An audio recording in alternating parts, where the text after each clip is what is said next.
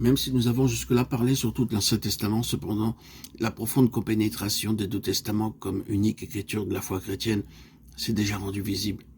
La véritable nouveauté du Nouveau Testament ne consiste pas en des idées nouvelles, mais dans la figure même du Christ, qui donne chair et sang au concept. Un réalisme uni.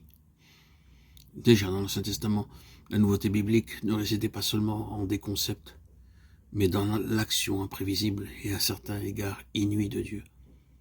Cet agir de Dieu acquiert maintenant sa forme dramatique, dans le fait que, en Jésus-Christ, Dieu lui-même recherche la brebis perdue, l'humanité souffrante et égarée. Quand Jésus, dans ses paraboles, parle du pasteur qui va à la recherche de la brebis perdue, de la femme qui cherche la drachme, du père qui va au-devant du fils prodigue et qui l'embrasse, il ne s'agit pas là seulement de paroles, mais de l'explication de son être même et de son agir. Dans sa mort sur la croix s'accomplit le retournement de Dieu contre lui-même, dans lequel il se donne pour relever l'homme et le sauver.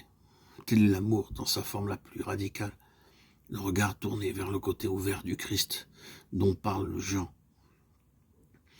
Comprend ce qui a été le point de départ de ce qu'est la compréhension de 1 Jean 4,8. Dieu est amour. C'est là que cette vérité peut être contemplée.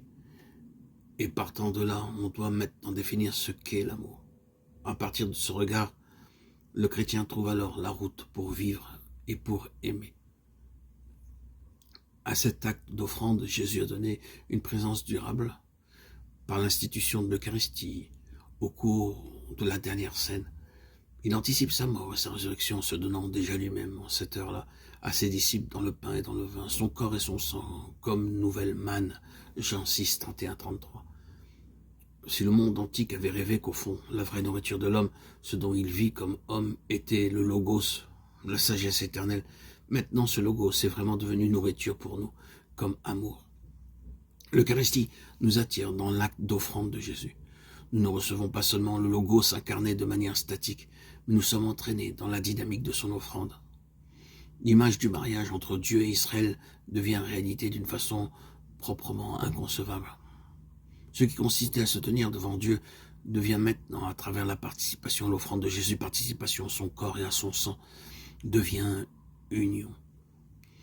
La mystique du sacrement qui se fonde sur l'abaissement de Dieu vers nous est d'une toute autre portée et entraîne bien plus haut que ce à quoi n'importe quelle élévation mystique de l'homme pourrait conduire.